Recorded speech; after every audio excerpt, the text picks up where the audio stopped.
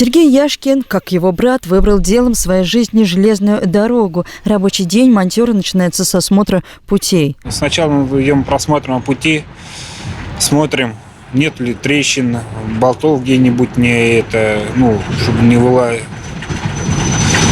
И дальше, если какие-то находим, устраняем неисправности. Каждый монтер пути поднимает тяжести, работает кувалдой, ключом. Этот инструмент весит около 7 килограммов. Но физические нагрузки – это малая толика нелегкого труда железнодорожника. Трудолюбие, дисциплинированность должна в нашей работе присутствовать.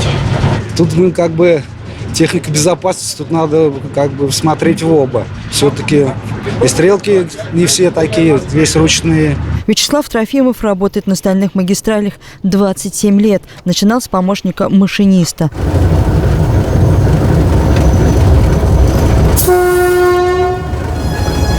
По звуку работающего двигателя тепловоза может определить и неисправность. Рад внедрению на путях радиоуправляемого стрелочного перевода. В этом году у нас есть достижение. Первые в России установили радиоуправляемую стрелку. Фирма Siemens поставила нам оборудование. Отсюда нажимаем на стык, она переводится автоматически. На это видите, две желтенькие. Оттуда едем, там стоит столбик, на нем кнопки. Нажимаем на кнопки или составитель, или машинист.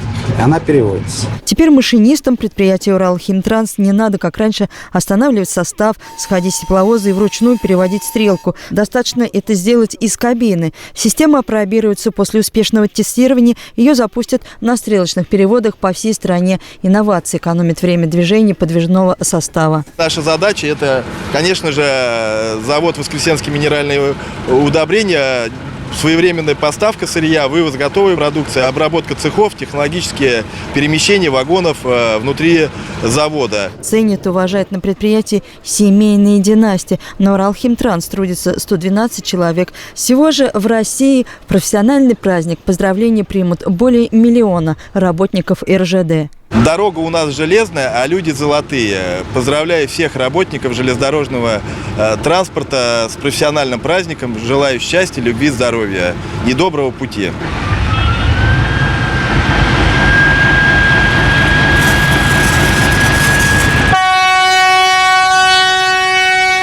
Евгения Светлая, Евгений Стародубов. Новости из Крывэк.